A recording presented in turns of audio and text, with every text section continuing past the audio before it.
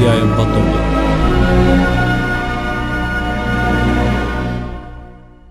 ഏലിയാവ് ചെയ്തതൊക്കെയും അവൻ സകല പ്രവാചകന്മാരെയും വാൾ കൊണ്ട് കൊന്ന വിവരമൊക്കെയും ആഹാബ് ഈസബേലിനോട് പറഞ്ഞു. ഈസബേൽ ഏലിയാവിന്റെ അടുക്കൽ ഒരു ദൂതനെ അയച്ചു. നാളെ ഈ നേരത്ത് ഞാൻ നിന്റെ ജീവനെ അവരിൽ ഒരുത്തന്റെ ജീവനെ പോലെ ആക്കുന്നില്ല എങ്കിൽ ദേവന്മാർ എന്നോട് തക്കവണ്ണവും അധികവും ചെയ്യുമാറാകട്ടെ എന്ന് പറയിച്ചു. അവൻ ഭയപ്പെട്ട് എഴുന്നേറ്റു ജീവരക്ഷയ്ക്കായി പുറപ്പെട്ട് യഹൂദയ്ക്കുൾപ്പെട്ട ബേർശേബയിൽ ചെന്ന് അവിടെ തന്റെ ബാല്യക്കാരനെ താമസിപ്പിച്ചു. താനോ മരുഭൂമിയിൽ ഒരു ദിവസത്തെ വഴി ചെന്ന് ഒരു ചൂരച്ചെടിയുടെ തണലിൽ ഇരുന്നു മരിപ്പാനിച്ഛിച്ചു. ഇപ്പോൾ മതി യഹോവേ, എന്റെ പ്രാണനെ എടുത്തുകൊള്ളണമേ, ഞാൻ എന്റെ പിതാക്കന്മാരെക്കാൾ നല്ലവനല്ലോ എന്ന് പറഞ്ഞു. അങ്ങനെ അവൻ ചൂരച്ചെടിയുടെ തണലിൽ കിടന്നുറങ്ങുമ്പോൾ പെട്ടെന്ന് ഒരു ദൂതൻ അവനെ തട്ടി അവനോട് എഴുന്നേറ്റ് തിന്നുക എന്ന് പറഞ്ഞു.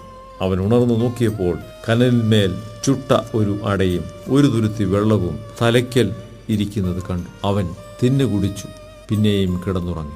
യഹോവയുടെ ദൂതൻ 2-ാം പ്രാവശ്യം വന്ന് അവനെ തട്ടി എഴുന്നേറ്റ് തിന്നുക, നിനക്ക് ദൂരയാത്ര ചെയ്യുവാനുണ്ടല്ലോ എന്ന് പറഞ്ഞു. അവൻ എഴുന്നേറ്റ് തിന്നുകുടിച്ചു. ആ ആഹാരത്തിന്റെ ബലം കൊണ്ട് 40 പകലും 40 രാവും ദൈവത്തിന്റെ പർവ്വതമായ ഹോരേബോളം നടന്നു. അവിടെ അവനൊരു ഗുഹയിൽ കടന്നു രാപ്പാർത്തു. അപ്പോൾ അവനെ യഹോവയുടെ അരുളപ്പാടുണ്ടായി അവനോട്, ഏലിയാവേ, ഇവിടെ നിനക്ക് എന്ത് കാര്യം എന്ന് ചോദിച്ചു. അതിന് അവൻ, സൈന്യങ്ങളുടെ ദൈവമായ യഹോവയ്ക്ക് വേണ്ടി ഞാൻ വളരെ ശുഷ്കാന്തിച്ചിരിക്കുന്നു.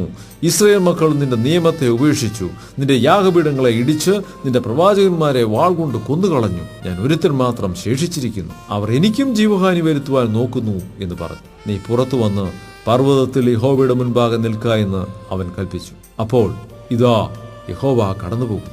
ശക്തിയുള്ള ഒരു കൊടുങ്കാറ്റ് യഹോവയുടെ മുമ്പിൽ പർവ്വതങ്ങളെ കീറി പാറകളെ തകർത്തു. എന്നാൽ കാറ്റിൽ യഹോവ ഇല്ലായിരുന്നു. കാറ്റിന്റെ ശേഷം ഒരു ഭൂകമ്പം ഉണ്ടായി. ഭൂകമ്പത്തിലും യഹോവ ഇല്ലായിരുന്നു. ഭൂകമ്പത്തിന്റെ ശേഷം ഒരു തീയിലും യഹോവ ഇല്ലായിരുന്നു. തീയുടെ ശേഷം സാവധാനത്തിൽ ഒരു മൃദസ്വരമുണ്ടായി. ഏലിയാവ് അത് കേട്ടിട്ട് തന്റെ പുതപ്പ് കൊണ്ട് മുഖം മൂടി പുറത്തു വന്നു ഗുഹാമുഖത്ത് നിന്നു.